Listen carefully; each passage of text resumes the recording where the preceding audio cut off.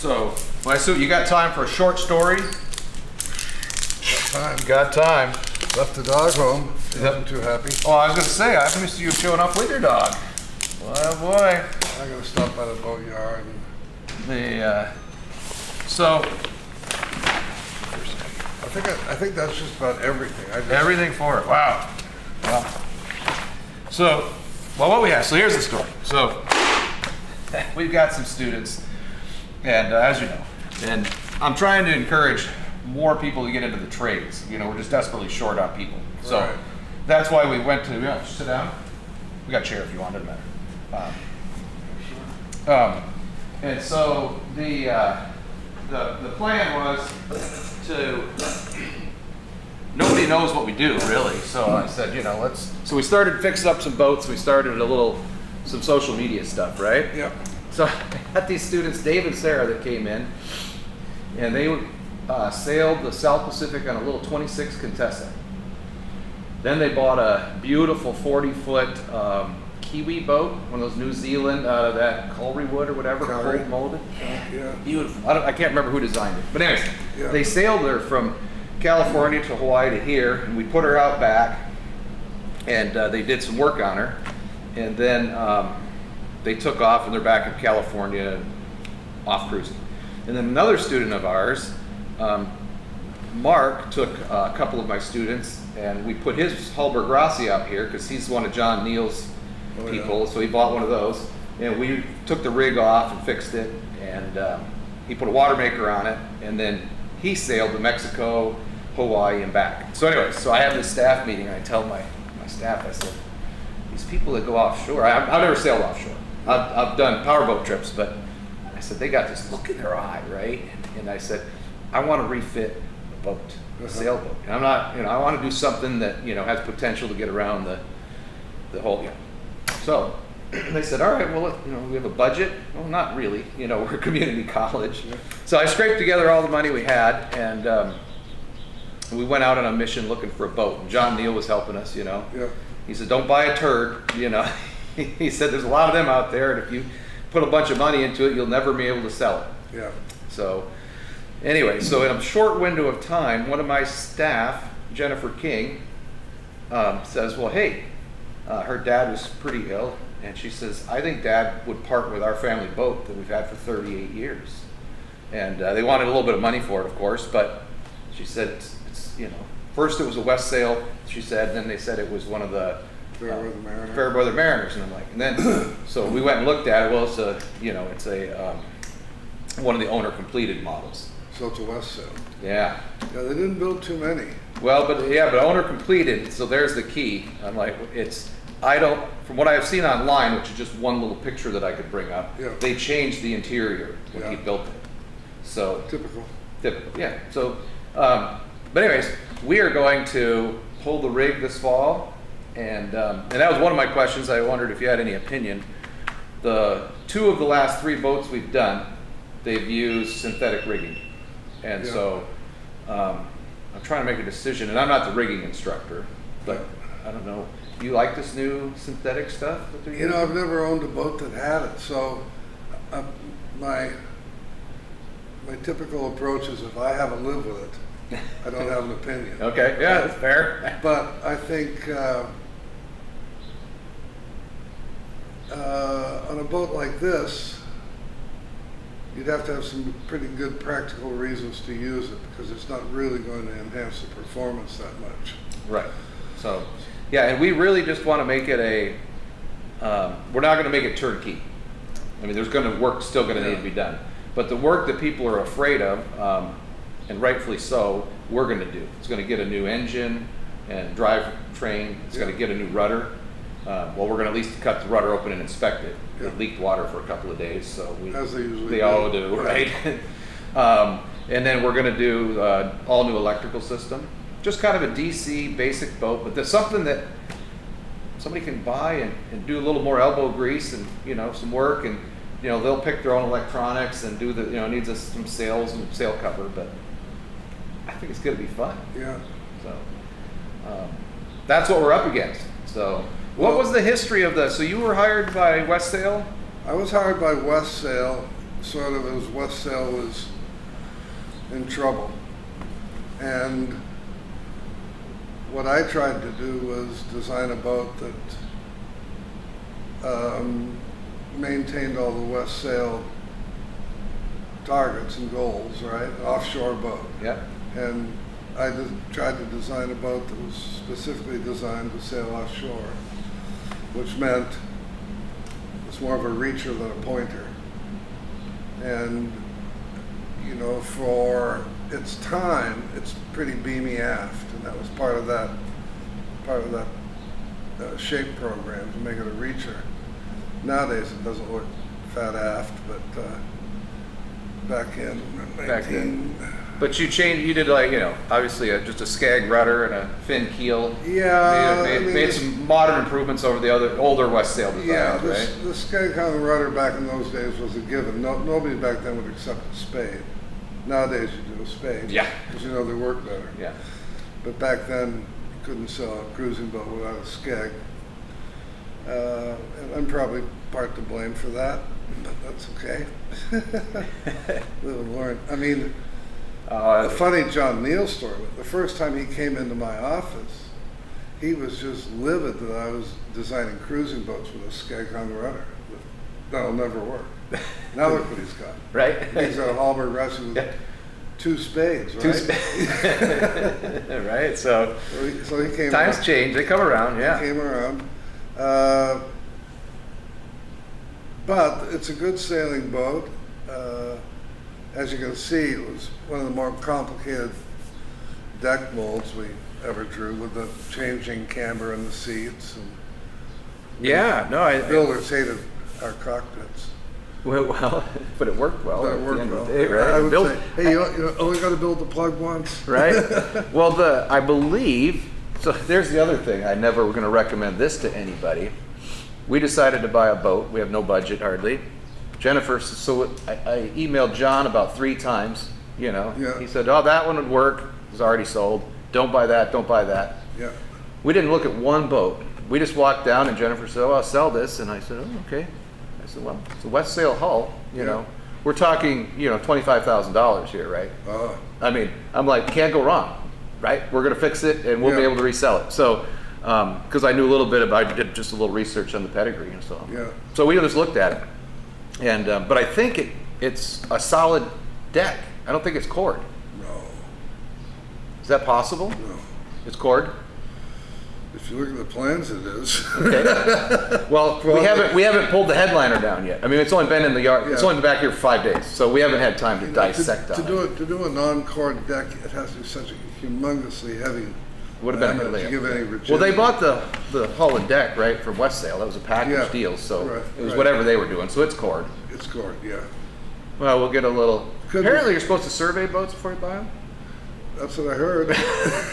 Pacific Seacraft and moved to North Carolina. Mm-hmm. They did a custom boat. I did, and most of their work these days, I don't think they've built a new Pacific Seacraft in quite a while. But they get these old ones back that they refurbish. Do kind of the same thing for the owner, who bought it originally, and the refurbishing costs more than the boat did or new. Yeah. Oh, I'm sure. Yeah. But so leaving here would essentially be a new boat. Yeah, that's. We figured there's a Yanmar sitting right over there that we bought. Yep. It's got 13 hours on it, so that's capital I don't have to come up with. Well, how many horsepower is that? 45. Oh, that's plenty. Yeah, same as I don't know what that old Volvo was. Probably 38. Yeah.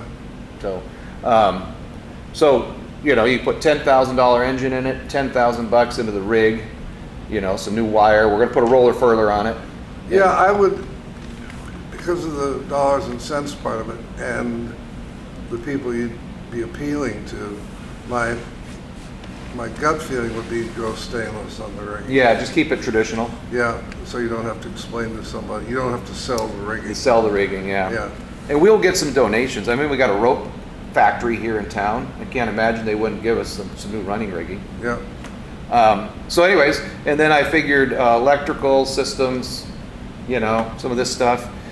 I figured if I had a $40,000 budget, then if we make more than 65, we get a little profit, might be nice. But otherwise, Then next time maybe 40 over what you paid for. Yeah, so 65 is exactly. Yeah. You know, we're gonna have a little web page eventually, you know, and keep track of costs so that people who look at what we're doing can have an idea of what it really costs. You know, And you can go to Yacht World and see if there's any for sale or what they're selling for. yeah, John was helping me with They're that. pretty sought after boats. Yeah. And there aren't many. When Westsail went tits up, a guy bought the tooling. His name was Walt Josefchik. Don't ask me to spell it, but that's how you say it. But you knew Walt. And he was a great guy. He was down in, I think, Long Beach. And he took the tooling to Taiwan. And then it became the Fairweather Mariner, which I always thought was a horrible name. But that's what he called it. But he'd call me up and, I'm sending you another royalty. I'm sending you, he was so, you know, rather than cheat me out of royalties, he was just so proud. So happy to sending another one, right? Well, they did a nice job on the interior of those, I think. Taiwan, you know. Yeah, I mean. And for me, with people looking at the boats, the difficulty is almost every interior they did was semi-custom. So that's like this one. That's the downgrade of this one. Well, you know. Depends who does it, right? Yeah. Well, it depends on who buys it too. But it's definitely your hull and deck. You know, that design of being offshore is a big plus. And you'll work with this interior? I think we're gonna have to. We're not a wooden boat school. Right. You know, we don't. If I could park it at Hadlock down there, you know, and have those guys retweak it. So it's not terrible. It's just, let's look at I want to look at the original interior here. It's laid out. It's got to be in here somewhere. I think there's a tall rig and a short rig. I think we have the tall stick. Did you see it when you drove up here? I think most of the Westsail ones were sold as the tall rig. Oh, man, thanks for bringing these up here. This is going to be awesome. Can't wait to get our students dug into this. All sorts of fun stuff here. Getting closer.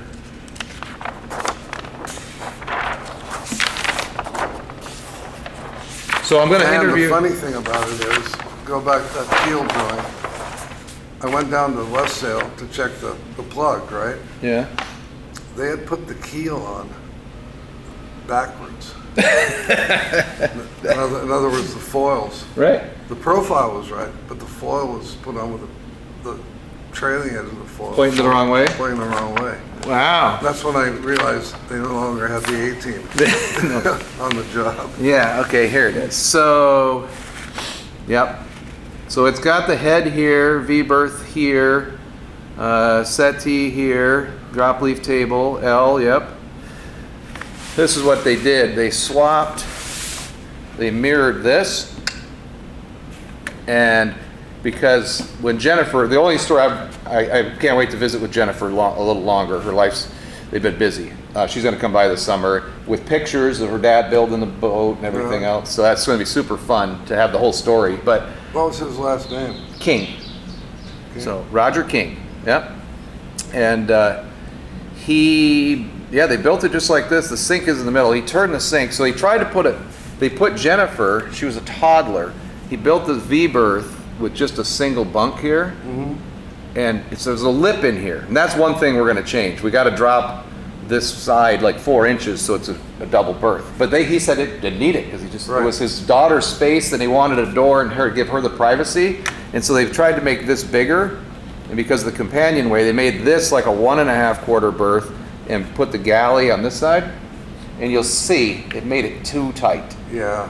It's just too tight. And so, but we're going to have to live with it because it's built that way. And we usually put the galley to port because they say you sail around the world on the starboard tack. There you go. But galley usually goes to port. Yeah. So, anyways, we're excited. Obviously, we're in the honeymoon stage yet. We haven't found any rot or things falling apart. The surveyor hasn't been here, but I don't think you're going to find anything in the hull.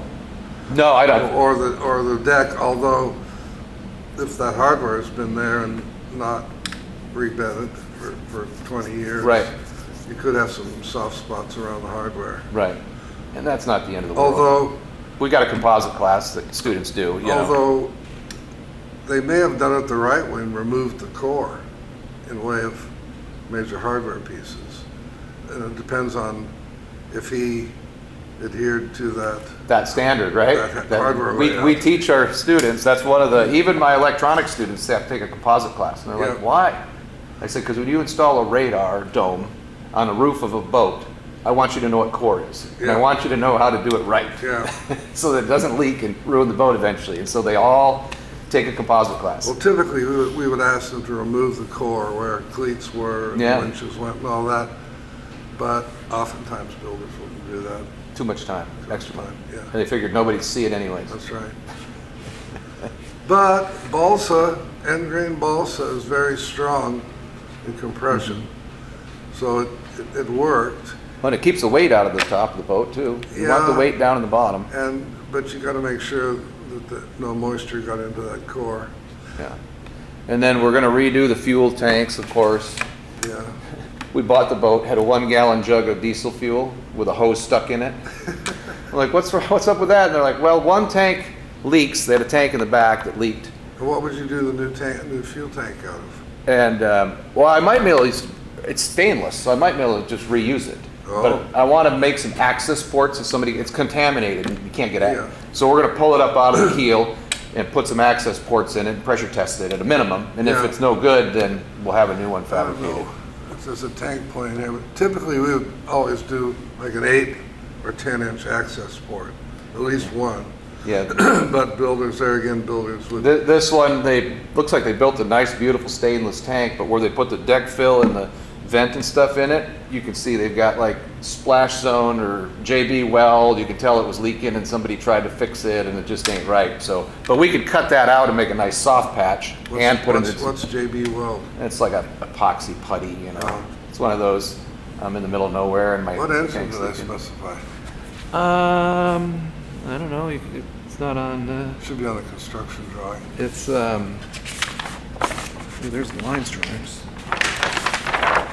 I'm sure it was whatever they could find back in the day. Well, we would always specify an engine because we had to draw it in, right? Right. But builders would typically go with the best buy they could get on a similar size engine. Yeah. It's not unusual for that to be changed. Got all this fun stuff. Well, I'm gonna have to spend some time here. Well, you want to go see her? Sure. See what happens? Sure. Yeah. Because usually when you run your laminate down, you double it through the tuck. Right, where all the internal lead is. Yeah, and so it's probably an inch thick. Yeah, I've been reading some of the websites. They're like, if you buy a boat this age with, an external keel, you might as well take it off or figure out a good way to inspect the bolts and stuff. And I thought, man, what a job. Yeah, it's a huge job. So being internal, I think we're in luck there. When I designed my first few boats with external lead, I always specified that the forwardmost bolt and the aftmost bolt should be removable so you can inspect those, right? And the other ones are cast into there. But at least you got two. But builders wouldn't do it. Wouldn't do it. Too much work. Too much work. Yeah. Well, it does have a lot of paint on it. I think we're going to try and get some. I think we're going to try and use a paint stripper, kind of show students how to do it a little better, so you don't breathe that stuff even with a respirator. But I'd like it's where the lift hit and stuff. It's all flaking off. It's just thick and old. So I think if you're going to have a boat sitting up on the hard for 9 months, refitting it, it should have the paint removed and start fresh. The gel coat's good. Yeah, I think just the buff and wax is what the hull's going to get. Yeah, right here. There's no point in repainting it. There's two of these little spots that we found. See that? Yeah. I don't really know. It doesn't feel like a blister necessarily, but it's right in the tuck there where maybe a little tiny void or something. Yeah, a little void there. Yeah. So we'll grind it out, check it, and then we'll barrier coat it so it doesn't get moisture in again. It'll be nice and dry by next May. This thing, now that it dried out, you can barely turn this. The cut was, no wonder we made it here. And then is this bronze? I look at your plans. Yeah. Bronze shoe down here. Yeah. And then this was bolted on. I think, well, I don't know. I saw bolts from the lazarette. I haven't looked at the plans. Oh, that's what would be them. And it probably, so. We did that because it's so hard to laminate a skeg when you're doing the hull, because you can't laminate down there. So by doing it separately, And then they just spared it in here. yeah, so much as Valiance. The same way, and the other one would be the Lafitte 44. Did the same thing. I like it. I mean, like you said, if we were building her today, I'd just have a good spade rudder with a breakaway section, and you know, just just hang it out there and let her be. These days, you know, we try and get people to go with a carbon spade rudder. The stock, blade, everything becomes just one piece. Well, did you see Bruce's boat down there at Betts? He's got that other one of those New Zealand wood boats. Oh, he's got his dad's boat. His dad's boat, yeah, probable. So Bruce is going to do I think he's doing all carbon spade rudder. He's going to make her a little more modern. That's going to be a fun boat to sail on. But I think the biggest advantage of the carbon rudder is the strength. People say, oh, it's scary. Most of those you can pick the boat up By the rudder, the yeah. rudder. Yeah. And it's so easy to make them strong without getting them silly heavy. Yeah. And the fact that you don't have a stainless thing going in there, fiberglass. Yeah, we're gonna bore a couple 4-inch holes in here, but I've already budgeted. I'm sure we're just gonna build a new rudder. We'll take it off and have the composite class make a splash mold so they know what it's supposed to look like, and I'll have the local welder guy here weld a new stainless frame, and we'll make a new one, and it'll last at least 40 years. I won't worry about it after that. Well, we'll see what you find. It might be okay. Some of them are still fine. I mean, Depends on the stainless. if you walk through a boatyard, I mean, 3 out of 4 boats are going to be dripping water from their rudder. Yeah, you can't. I don't think you can't stop the rudder out. I mean, the water from going in eventually. Yeah. But I think it really has to do with the quality of the stainless, because some of that stuff, in absence of oxygen, just disintegrates. So they probably use 304. Might have been 316.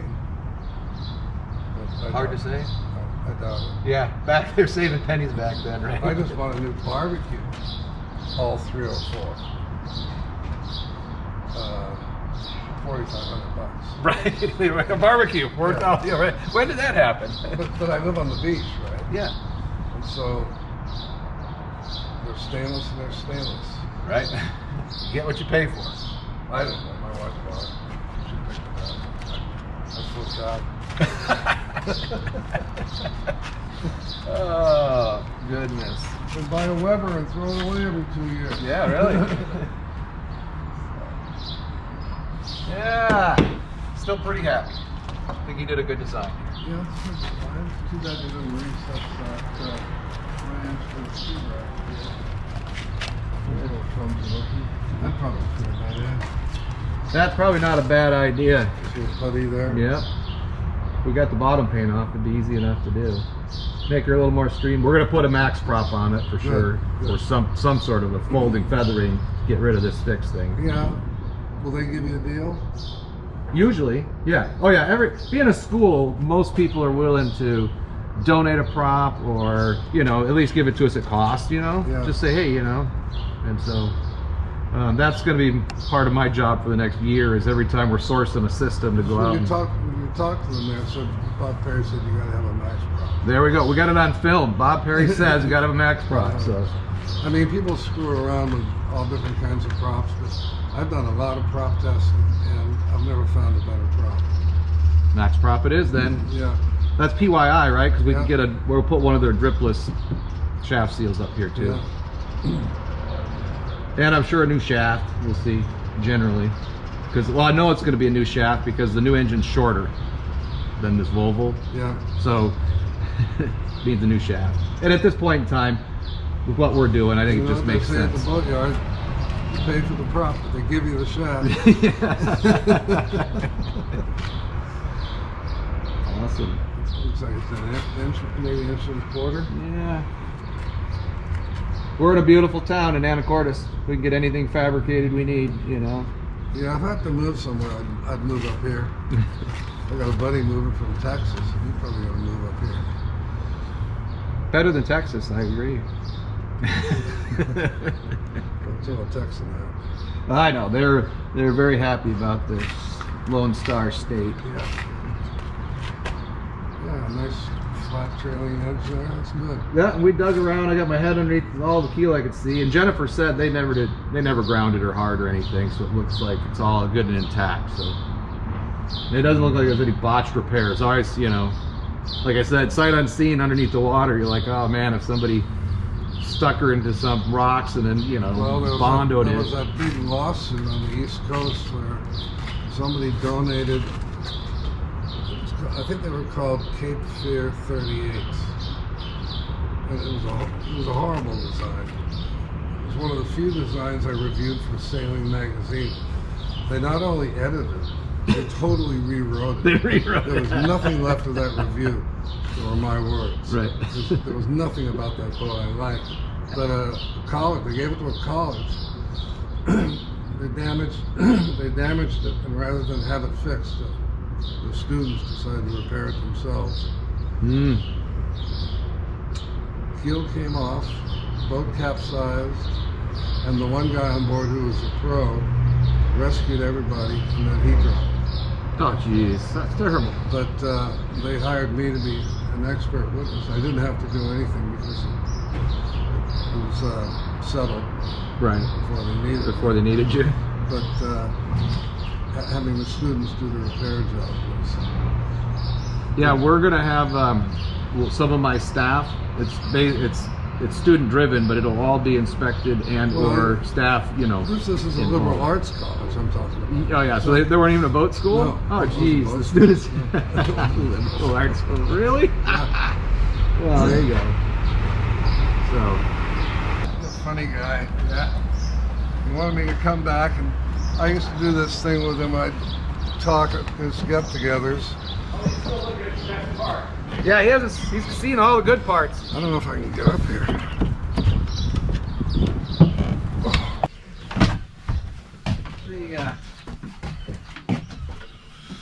Oh man. I know boat designers don't like draw to that see chair. this. I know. I always worry, you know, the boat designer going, wait a minute, this is nothing like what I do. I couldn't even get in there. No. And if I did, You never get back out? I'd have to go in head first. When we bought it, this was laying down here. You know, the Volvos, I do like you have good engine axles. Oh, yeah. So you take this off.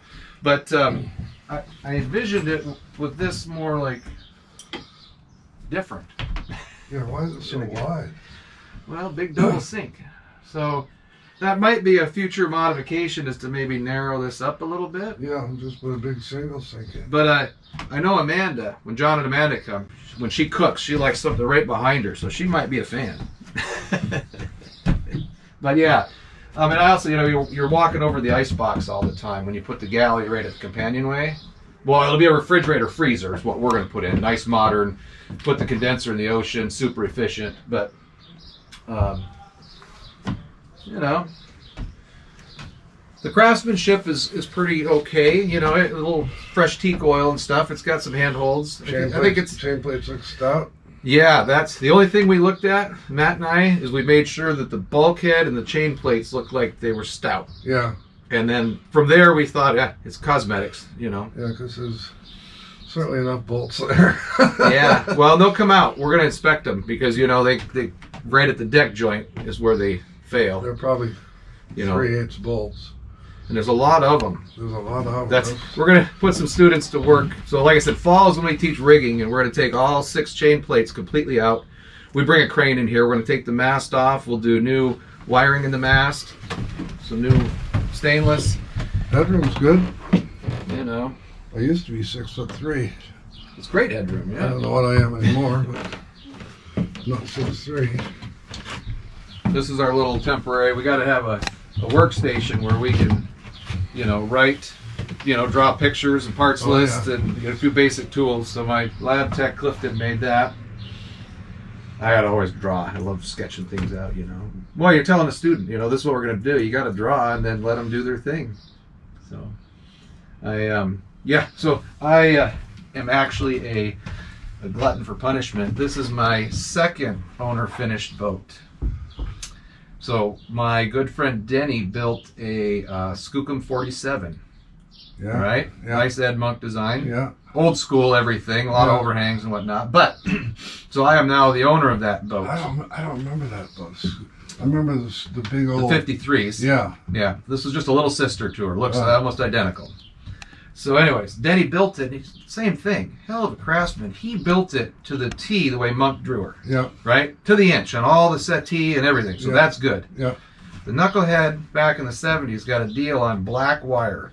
He didn't know anything about electricity. He bought 1,000 foot or 2,000 foot of black number 12 wire.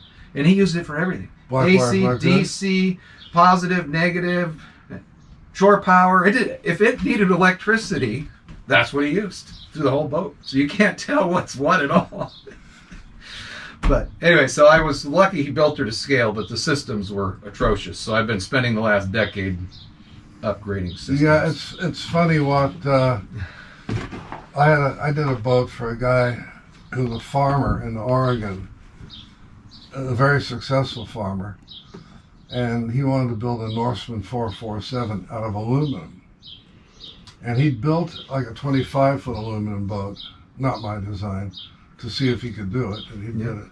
So he said he wanted to build the Norseman. So I changed the hull to double chine, radius chines, and he did it all by himself, and that's a deck that's even more complicated than this deck. Really? By himself? But if you set that boat next to a fiberglass Norseman, you couldn't tell the difference.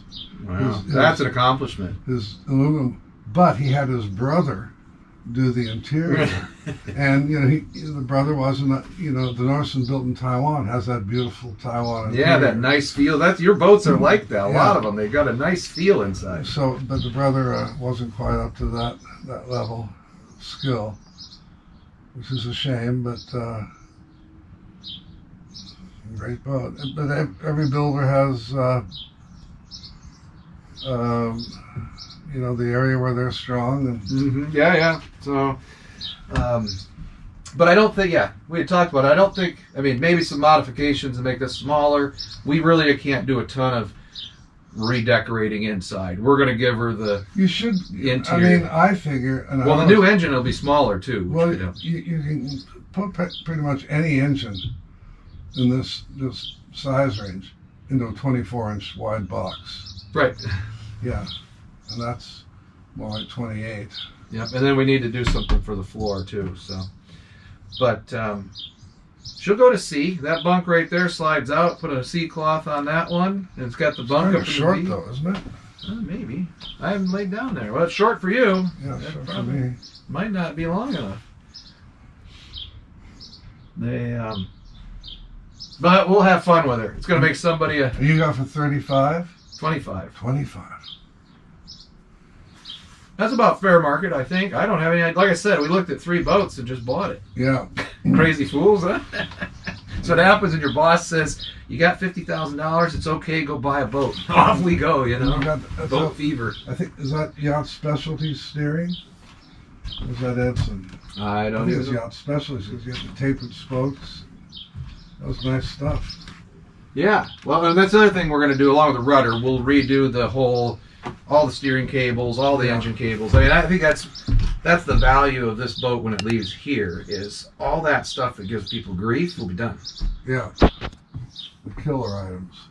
Losing steering's a big one. Yeah. Which this actually has a little piece of pipe. The rudder stock come up to the seat. Yeah. It's got a little plug and a little piece of pipe for emergency, which I like. Yeah. It needs a better... I'll show you the tiller. Is there a bearing up under the deck? Mm-hmm. Good.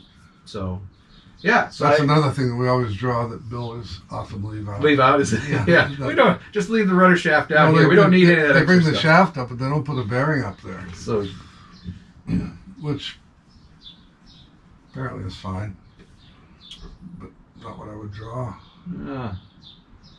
Well, we appreciate all your years of drawing. We're gonna keep this one alive for you. PYI does some nice bearings too. Do they? Jeffa. Yeah. Come from Europe. Yeah. Well, we're gonna need a bunch of new bearings for everything. It'd be good to talk to them about that. I have a student who works with them. He runs his own company. He does something with PYI. His name's Mike as well. I'm going to have him go hit him up. Because I'm putting a new rudder on a boat I didn't design. The guy that worked for me did some of the work on the drawings on this boat. When he left me, he designed a 40-footer for Norseman. Beautifully built boat, doesn't sail for shit. It has weather helm. It's not even weather helm, it's beyond weather helm. Awful shaped rudder on a big fat skag, and so I fixed one on the East Coast. The guy loved the boat, he just wanted it to sail better. Yeah, we can't blame him, right? So this one's a California boat, and I said, well, we're going to cut the skeg off. We're just going to fill that hole in. We're going to give you a spade rudder. And I've got a builder friend down there, Dennis Dencho in Southern California. He'll build you a new rudder. Or we can look at buying a rudder from Jeffa, because they offer this wide range of rudders.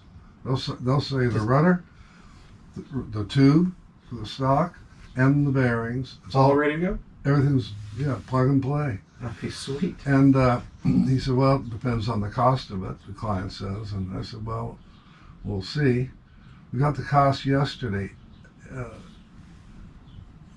on PYI's sort of invoice page, whatever they call it. And I looked at the price, it was like $7,345. I thought, shit, is this just the bearings? Right? Because I mean, I looked at the rest, that's the whole thing. The whole kit? The whole kit. $7,000? That's a no-brainer. You can't have anybody... Including $250 if they have to shorten the rudder, so it doesn't quite fit. Oh, yeah, if they have to chop the shaft off or whatever. No, chop the shaft, but chop the actual blade off. The blade off. Oh, too much air. Which I don't think we'll have to do, but that's a pretty cheap rudder. That is an incredibly cheap rudder in today's standards. Jeffa bearings and the tube. Yeah. I had a Islander 27. So, well, one thing, our college here has got so many ties to you, Bob, it's incredible. Yeah. So, my parents had an Islander 28. Yeah. That was yours, right? That boat sailed beautifully. Yeah, it did. It was in freshwater in Michigan. And so it had a little Atomic 4, smooth. It was a beautiful boat. Yeah. I came out here to college and had no money, and I bought an Islander 27. That thing was a turd. The rudder was so bad. Was that an old one, like a 1970s? Yeah. I don't know who designed it, but it sailed terribly. Some of those were Bruce King designs, and some of them were designed by the guy that ran Islander, a guy named Joe McGlasson. So if it would have had a better rudder, if I could have bought a better rudder back then, I would have been fine. And then my Woody sailed for like 6 years on one of your Teyenyas all over. He teaches the heating and air conditioning class. Yeah. So he's been all over the place. And they are all over the place, those boats. Yeah. 600 of them. And then Jennifer had this, the 39. She teaches electronics. I sailed on one of those adopted boats, the Young Sons, across Lake Michigan a few times. Yeah. Which I swear is a Teyenya. I don't know how you can tell the difference. No? No. Way different? Yeah. I don't know where that boat came from. I think somebody just tried to copy you, basically, is what they did, right? Yeah. I don't think it was nearly as good a boat, but... The closest I can get to where that boat came from is it might have been the original Hans Christian 34 that I designed with the freeboard raised. But it wasn't mine, and to their credit, the Young Sun Company offered to pay me royalties. Because everybody thought it was a Perry boat? Yeah.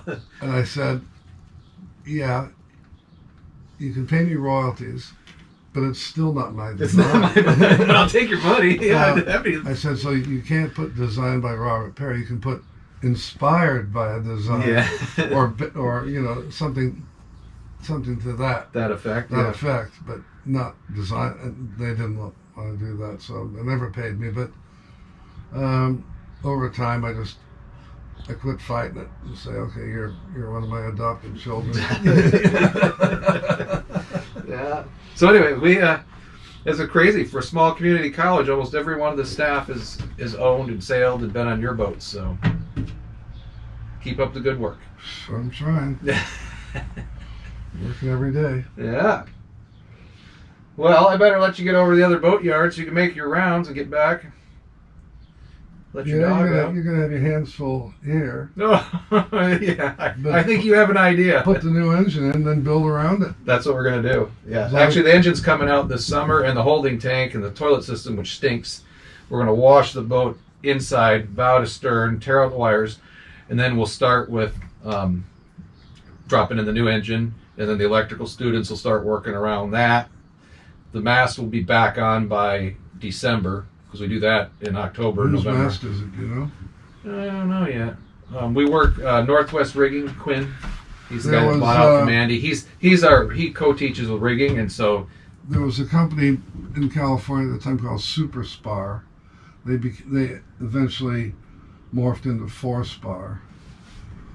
But their stuff was okay. it was California boat built. Yeah. That's where they started. I think Jennifer, they lived down there for when he built this, so it's probably a. But anyways, and then we'll see how much work we get done, and we'll start advertising her in the spring as for sale, and hopefully these videos will help. You know, people will get to see it. You know, I think there was only a half a dozen of these owner-completed boats. how many did they build? Do you know how many the factory boats? It wasn't too many, was it? I think like half a dozen. Yeah, and then another half a dozen where they just was running the tooling and selling them as owner completed. Or? No, I think that was total production, Oh, okay. So including the owner-completed. wow. I think in terms of finished boats, there may be only 2. Wow. Or actually Well, I know somebody on the Facebook page, I think, has one of the factory finished. Yeah. Yeah. Cool. I'd like to find out where that one's at and go take a look at it.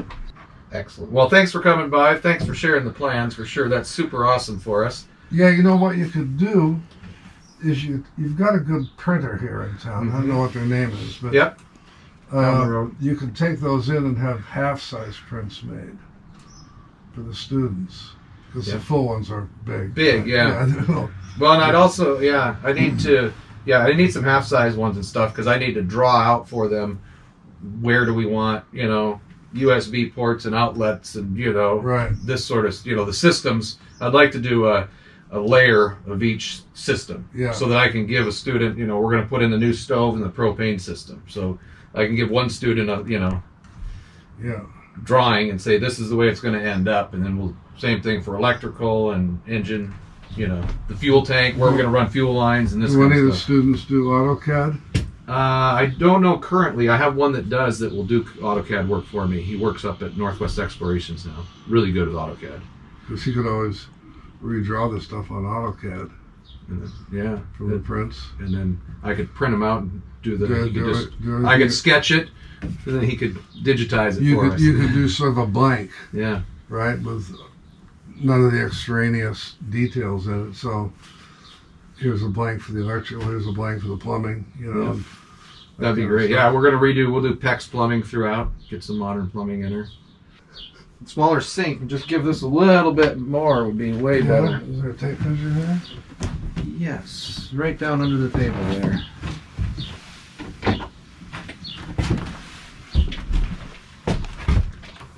And it looks like it could go that way 2 inches too.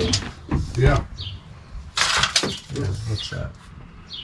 Well, that's 20. 28. So 28. yeah. And you could come off, the center line was probably here. I don't know where the center line is. It'd be nice if you could just come off here. Yeah, just make it a little smaller. Yeah.